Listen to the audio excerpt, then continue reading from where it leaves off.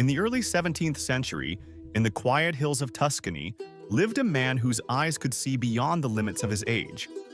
His name was Galileo Galilei, the father of modern science, the man who dared to question the heavens. Through a telescope he built with his own hands, Galileo saw what no one before him had truly seen. He observed the moons of Jupiter orbiting their planet, the phases of Venus, and dark spots on the surface of the sun. Each discovery contradicted 1,000 years of belief, the idea that the Earth stood still at the center of the universe. In those days, the Catholic Church held absolute power. To question Scripture was to question truth itself. But Galileo defended the theory of Copernicus, that the sun, not the Earth, was at the center of our world. In 1616, the Church warned him to stay silent. He did not. 16 years later, he published his dialogue concerning the two chief world systems, a brilliant debate between three fictional men, but his sympathy for the heliocentric model was obvious. The Church was enraged. In 1633, Galileo was summoned before the Inquisition. The aging scientist was forced to kneel and renounce his beliefs. He spent the rest of his life under house arrest.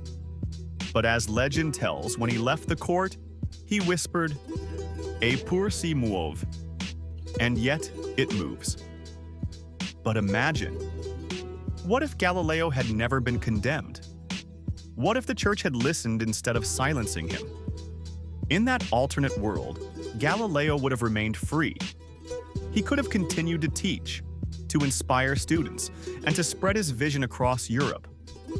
Knowledge would have grown through courage, not fear. The young minds of his age would have learned to look at the sky and question, not to bow and obey. If Galileo had been free, perhaps Isaac Newton would have built his laws of gravity decades earlier. Perhaps the scientific revolution would have begun a century sooner.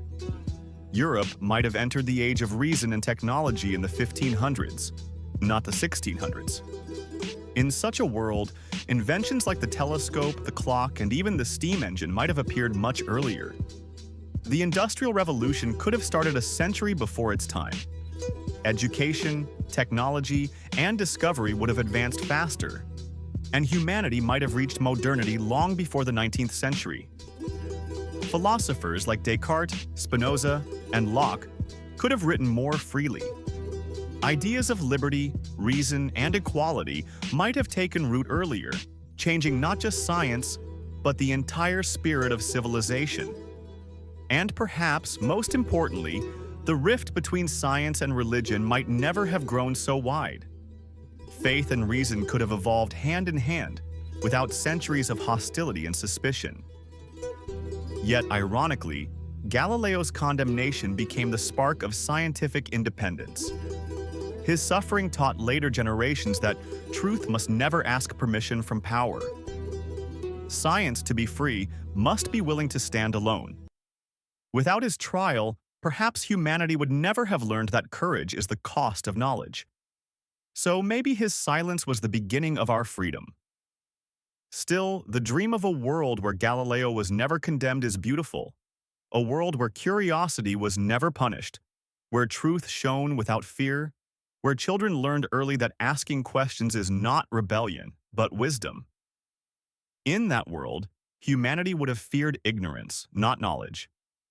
But in this world, as in every possible one, the earth still moves. And truth, no matter how long it's buried, always rises. That is the real legacy of Galileo. To remind us that even when all the world denies you, if you have seen the truth with your own eyes, you can still whisper, "And yet it moves."